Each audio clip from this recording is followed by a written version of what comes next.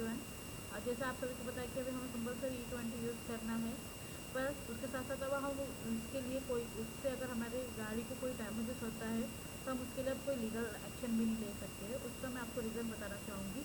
एक recently PIL file हुआ supreme court में, जिसमें बोला गया था कि आप हमें E0, E10, E5 और E20 लेबल के साथ आप पेट्रोल पंप में आप पेट्रोल प्रोवाइड कराइए। हमारी गाड़ी जिस भी सुटेबल पेट्रोल के अकॉर्डिंग होंगी, हम वो पेट्रोल अपनी गाड़ी में फिल कराएंगे, जैसे सभी देशों में होता है। पर सुप्रीम कोर्ट ने एक बड़ी ना के साथ यह PIL को क्लोज किया और उन्होंने बोला कि जो E20 है वह हमारे देश के किसानों को बहुत मददगार करेगा, जिससे जो हमारे देश में जो खेती कर रहे हैं गन्ने की, उन्हें बढ़ावा मिलेगा और वो प्रोडक्शन करेंगे। पर अकॉर्डिंग टू द डेटा और the simple Google also we understand कि नॉर्मली 500-600 रुपीज़ पर क्विंटल उन्हें किसानों को प्राइस मिल जाती है।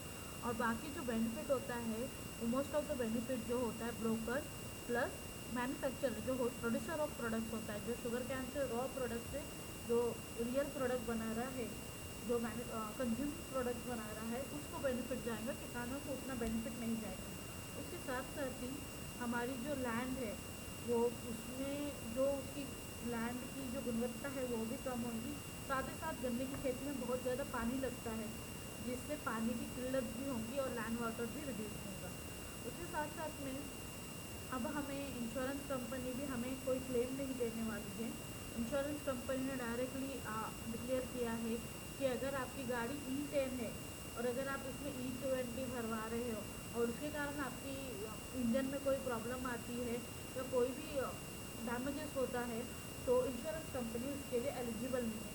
प्लस अगर हमें कोई न्यू गाड़ी ले रहे हैं और वो अभी रिसेंटली ली गई है और E10 की पेट्रोल उसकी कैपेसिटी है, बट अगर वो E20 भरा रहा है और कोई भी उसमें 1 साल के अंदर में उसमें माइलेज का डाउन हो रहा है या फिर हमारे इंजन में प्रॉब्लम हो रही है, तो अब मैन्युफैक्चरिंग कंपनी भी उसका रिप्लेसमेंट देंगी या नहीं देंगी, वो भी उनके ऊपर पर्सनल डिपेंडेंसी है। तो लीगली हम अभी कुछ भी नहीं बोल सकते हैं। हमारे हमें टैक्स पे करना है 30%, हमें GST पे करना है, हमें रोड टैक्स पे करना है, हमें टोल टैक्स पे करना है, अदर हिडन चार्जेस जो है हमें पता नहीं चलता है वो भी पे करना है।